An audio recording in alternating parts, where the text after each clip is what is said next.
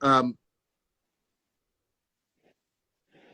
Northern Muslim. And the substantive minister is the president himself, who comes from the North, who's a Muslim. The GMD is a Northern Muslim, and they control everything there. Okay? So I could go on and on and on. And quite apart from that, the way the economy has been run has been atrocious. Our country is now one of the poorest in the world, the capital of poverty throughout the world. This is a disgraceful title to have. So we are poor, we're divided, we're conflicted, we are suffering, we have very little.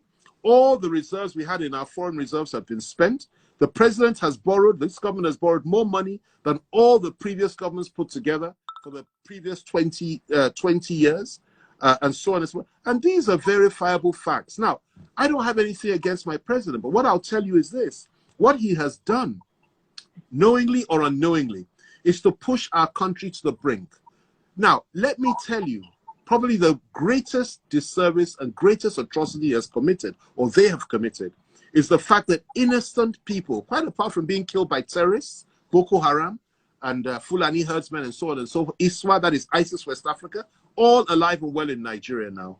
Quite apart from that, the government itself, itself has indulged in the killing of innocent IPOB members, that is members of IPOB, which is led by Mazi Nnamdi Kanu, and also Shia Muslims. They've been slaughtered in this country like flies over the last 5 years.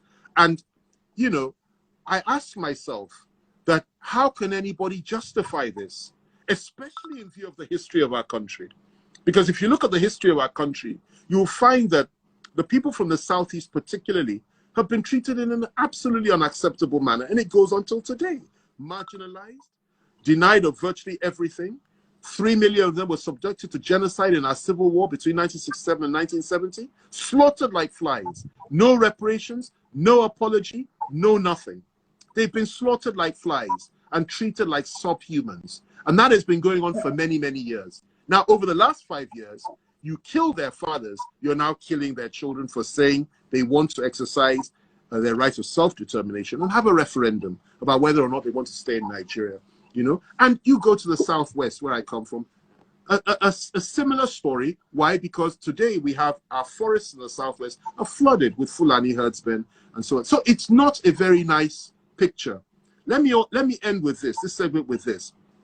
The middle belt of our country has been subjected to absolute terror over the last 5 years. Again, it's the same people inflicting that terror. Those that they believe they were born to rule, those they believe that they own Nigeria, and those that believe that the rest of us are slaves. So you have a situation whereby most Nigerians don't feel as if they're first-class citizens. They feel as if they're second and third-class citizens. We are divided.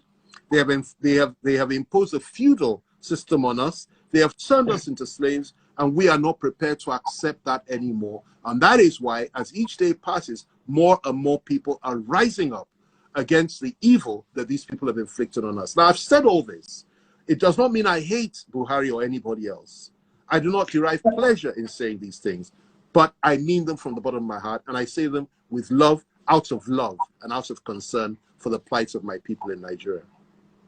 But Chief, like the saying goes, all politicians are the same. If you were appointed as one of the President Buhari's ministers, would you criticize him the way you're criticizing him now? May God forbid that I should ever take a job with a government that I believe is divisive, is sectional, has Islamist tendencies and Fulanization tendencies. I would never accept that. And let me tell you this, I have many friends on that side. President Buhari and I were relatively close. I don't have anything against him personally. If I had wanted to be with them, I would have been with them. I was with them for 9 months in 2013 or something like that. 9 miserable months. I saw them for what they were. And I told the world that these people are Islamists. These people have affiliation with Boko Haram. These people are the Muslim Brotherhood in Egypt. These people will destroy and divide our country. And I left them. And nobody understood it then. And I spoke out publicly. And I've been proved right. You understand me? So the idea, light and darkness cannot mix. Now, that does not mean to say everyone in government is bad. They're not all bad. There are moderates and there are hardliners. But a government is a government. I will fight the government that I believe is killing my people. And God forbid that I should join anybody and put blood on my hands. I'm too much of a believer for that. I fear God too much for that. And mine is to fight the evil, not to join the evil. Speaking of God, what is your relationship like with Prophet TB Joshua? Good man, a good man, a great man, not just a good man. Mhm. You know, he's been a blessing to my nation, a blessing to my people, a blessing to my family, a blessing to me personally, because he's just somebody that is just a good person, profoundly humble to a fault, never responds to his enemies, misunderstood by many, just like I am. And he's a blessing. I mean, if you look at what the government said, and I believe it to be true, out of every 10 foreigners that come to our country, 6 of them are coming in order to go to TB Joshua's church. And he's had a lot of trials and tribulations over the years. But apart from a few of them, well, I'll probably say nobody comes close to him in making as much of an international impact for the church and for Nigeria as he does. I mean, there's no country in the world that he hasn't touched, that he isn't welcomed, and that presidents and so on and so forth welcome him. Far more so than even here, he's appreciated, and that's to be expected. But he's a very good man, and I have nothing but admiration and respect for him. There are others too. Bishop Oyedepo is a good man, and so many others in our country, leaders of the body of Christ, who I have immense respect and affection for. And of course, I've always tried my best to stand up for the church, stand up for Christians in this country. We are led by the president of CAN, a very good man, and all of them. We're really blessed in Nigeria. Pastor Adeboye, Okonkwo, Adefarasi, Oyakilome, so many. We are blessed in this country. And for me, it's important that we all act as one and come together as one, regardless of denomination and so on and so forth, and we move forward as one. But Prophet TB Joshua is a very, very good man. And how would you describe your relationship with Nnamdi Kanu? He's a brother to me. We may not agree on everything, but you know, what the deep calls onto the deep. Let me put it to you like that. He's largely misunderstood by a lot of people. I got to know him when I was locked up in Kuje prison, and we spent time together there. I was in the Boko Haram section where they put me with Boko Haram prisoners. But I did have the opportunity to leave that section, go to church at the main prison, and it's at that time that I met Nnamdi Kanu, and I know him very, very well. You know, when you look into a man's eyes and you talk, you can feel the soul of that person. And I know him to be a passionate believer in the emancipation of his people. I know him to be somebody that seeks to resist evil, the evil inflicted on his people. And I know that he simply wants his people to be free. Now, I have never suspected him to be a terrorist. He's not a terrorist. He's not somebody that believes in violence. He's not somebody that has ever spoken about violence. But he's a friend. And I never deny my friends. And he's a good friend. And I wish him well. I wish him well. And I sincerely hope and pray that whatever it is he has in mind for his people comes to pass, providing it's within the law and providing that it's done in a peaceful way. I mean, why on earth would you, excuse me, deny the right of anybody to say that, look, I want to exercise my right of self-determination? It's a very simple thing. If he's not in the majority, or those that think of him and think like him are not in the majority, have a referendum. That's what's done everywhere else in the world. Have a referendum in the East. Do you want to stay or not? And let whoever wins the day win the day. And I think that's the way forward, rather than to try to suppress and demonize. Now, we may not agree on everything. We may not agree on approach. We may not agree on everything. But one thing I'll tell you is this. He's a good friend. He's a good man. I have nothing but respect, and it's a mutual thing. We have respect and admiration for one another. And I stand shoulder to shoulder with him in the sense that I believe that he has the right, or they have the right, to aspire for freedom. Every human being does. And I have other friends like that. Gani Adams in the Southwest, Asari Dokubo in the South, and there are so many in the Middle Belt. There are many people that are fighting for the emancipation of their various ethnic nationalities in this country, and it's to be expected. It's the right thing to do. And my belief is that if you do not accept the principle that every Nigerian is born equal and is equal before God, And as long as you believe that there should be slaves and masters in this country, then there can be no basis for unity in this country. But if it is that you believe that, you know, everybody's equal and that we have equal rights, and it doesn't matter what your religious faith is, it doesn't matter what your ethnic nationality is, and so on and so forth, and that you see somebody for their character and who they are, not where they come from or what their faith is. If you can enunciate and if you can espouse that philosophy, then there's hope for the future. But if you don't, and if you believe that some are born to rule and some are born to serve, believe me, Nigeria will not survive it. Nigeria won't last, if that's the case. It just cannot, and it will not. Because those behind us, the younger ones, are very vociferous, very aggressive, and very, very unhappy with what's going on. And it's not just the Southeast. There's nobody in the Southeast that can beat Nnamdi Kanu in an election today. Let me tell you that right now. If it's a free and fair election, nobody. Nobody. And if you come to the Southwest, I can tell you this: if it, you know, those that belong to what I call the I don't use the word Yoruba, but Oduduwa nationalist groups, the Anagos, we are Anagos, those of us from the Southwest, and Oduduwans. You know, those that believe in the establishment of the Republic of Oduduwa as a consequence of the injustices that our people have faced over the last 60 years in this country, in my view, are an overwhelming majority, even if they may not speak out so much. So that is where Buhari has taken us to in this country. Some will say it's a good thing. Some will say it's a bad thing.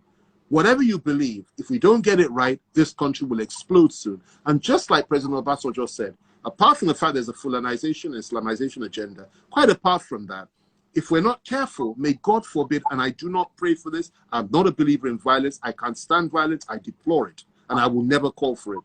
But let us pray we never have a situation whereby, as President Obasanjo said in one of his open letters, that what happened in Rwanda ever happens in our country. We do not deserve that, we do not want that, and God forbid that ever happens here. All right, Chief, but when you look at the few portfolios that you've held in government, as Minister of Aviation, Minister of Culture and Tourism, and I think Special Assistant also to President Obasanjo, Public Affairs, I think. What are those things that you feel like you could have done better? I mean, there's no way you can say you were perfect. You know, everybody... Nobody's perfect. And yes. Certainly we could have done... Well, I'm talking about myself. Certainly I was much younger. I was much younger then. I left government in 2007 when President Obasanjo left, which was a relatively long time ago. It's about 13 years or whatever it is. I'm certainly far wiser today than I was then. But even then, I tried my very best. And I defended my first job, which was the most difficult, was to defend President Obasanjo on his policies. And luckily for me, it was an easier job than most presidential spokespeople, because he was a very good president with a very good record that pulled us back from the brink and did a lot of very positive things. And very few would dispute that. Probably one of the best we ever had in this country, if not the best. So it was an easy job to do, but of course I made a lot of enemies, because 90% of the enemies I have today I inherited, some from my father, some from President Obasanjo. And I'm quite happy with that. I'm quite happy with that, because these were good men. Now, you know, so going to the ministries that I went to, I felt that I did the very best we could. I went there to address certain specific areas, which we did, both at culture and tourism and aviation. And I'm very proud of what we did. And anybody that cares to look at the record, everybody that cares to look into what we actually achieved in those ministries and in the presidency at that time, I think would agree with me that we did a pretty good job, a damn good job, actually. And my team was very good. And I'm very proud of all that. They made all kinds of allegations against us after we left office, as is always the case in this country. For 7 years, I was prosecuted and I was acquitted. 7 years to the day from the day the whole thing started. And I wasn't surprised that it happened, because I was told it would happen, because we trod on too many toes. But I believe that if you are in government and you have power, then you use that power for the good of the people, no matter whose toes you tread on, and you do your best. And that's my belief. So we did our best, and I'm very proud of what we did, and I'm proud of what I did too. All right, and the state of economy right now in Nigeria compared to when President Goodluck Jonathan was there? Well, President Jonathan was a very good president. I disagreed with some of. Don't be biased. I disagreed with some of the things. I mean, there's some issues here and there, But by and large, he was a very good president. And when Jonathan was in power, Nigeria had the fastest growing economy on the African continent. Today, Nigeria is the world's capital in terms of poverty. It's a glaring difference. When Jonathan was in power, the country was united. You didn't talk about Christians or Muslims dominating one another. You didn't talk about Northerners or Southerners dominating the other. You didn't talk about persecution of Muslims. You didn't talk about burning of mosques. You didn't talk about using state power. You didn't speak the Ijaw language in the villa. You didn't speak that. Today, 90% of the people in the presidency, in the villa, you know, are from the core north, and the lingua franca there is Hausa, which is unacceptable. Okay, that wasn't the case with Jonathan. It's a completely different country now, and we're a different people now.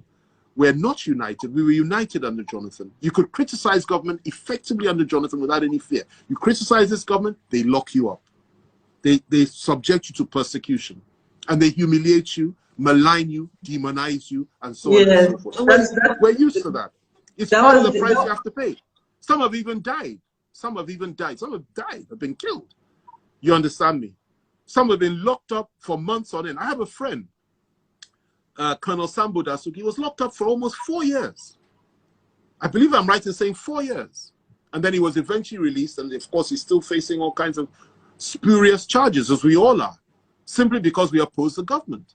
But I'm not in the least bit bitter. You know, I believe strongly that whatever comes your way, you know, God has a hand in it, and what does not destroy you serves to make you stronger.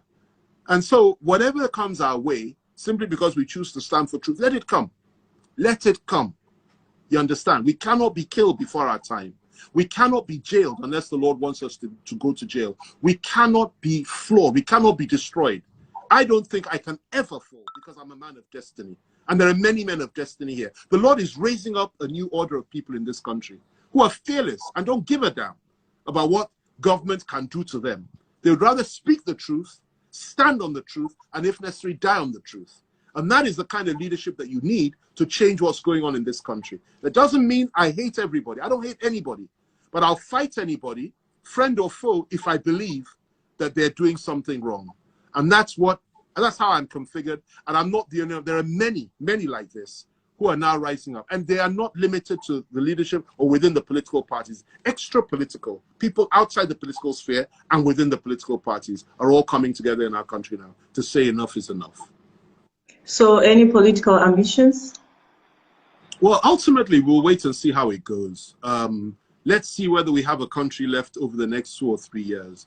It's very, very important that before we talk about it, hope so much like that. Sorry? To say, have you lost so much hope like that to say, let's see if we still have a country? You know, I refuse to accept an illusion, and the idea that we will continue like this for the next few years or whatever it is, and nothing will happen, I think is an illusion. You know, everything or everything has its limit, and everybody has their limit. And you know, you can push people to the wall, but one day they'll fight back. And what's going on here is total subjugation, suppression. It's wickedness, it's evil, and it's unacceptable. And people are beginning to say enough is enough. And I don't see it going on for much longer. If the government was sensible, if they had a brain, if they had more moderates and fewer hardliners, what they would have done was retrace their steps and try to chart a middle course where they carry everybody along, persuade people rather than whip people, you know, talk nicely to people, persuade people, talk to them in a gentle way, win them over, give them a reason to believe in the country once again, rather than bring the whip out and slash them. It's not the best to kill 1,000 Shia Muslims in Kaduna because they blocked a road. It's not the best to slaughter IPOB members, particularly young ones, and lock them up indefinitely. It's not the best to treat Christians like filth. It's not the best to, you know, to humiliate the people of the Southwest. It's not the best to treat the people of the South as if they're dirt. And it's not the best to turn the people of the Middle Belt into slaves. It's not the best. And if you continue to do that, and you don't recognize the fact that you're doing something that is extremely dangerous for yourself and for the whole nation, then eventually something will give. I don't want any trouble. I am not a violent man. But let me tell you, we need to work hard to ensure that Nigeria remains together. And if it is that God has willed that Nigeria will not remain together because we may be better off apart from one another, then let it be so. I'll give you a very quick analogy before we move on. If a man is living in a house and he continues to beat his wife and he rapes her, he deprives her of everything, he turns her into a slave, and he tells her that it is by divine orchestration. I have a divine right to treat you like an animal and to rape you and to steal from you and to sodomize you and to humiliate you and to impoverish you. I have that right because I was born to be on top of you. And the woman keeps saying, I want to leave, I want to leave, I want to leave. And you lock the gate and you stop her from leaving. One day she will get up.